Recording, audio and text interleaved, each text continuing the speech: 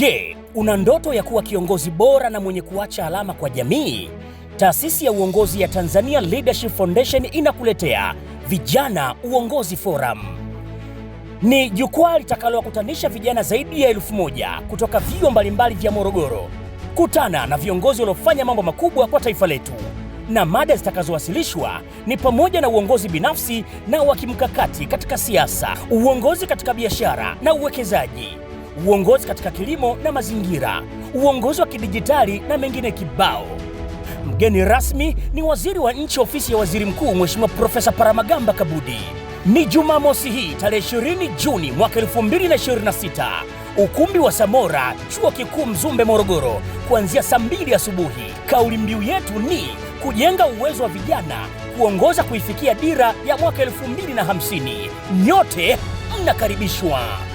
Kwa pamoja, karibuni Vijana Uongozi Forum.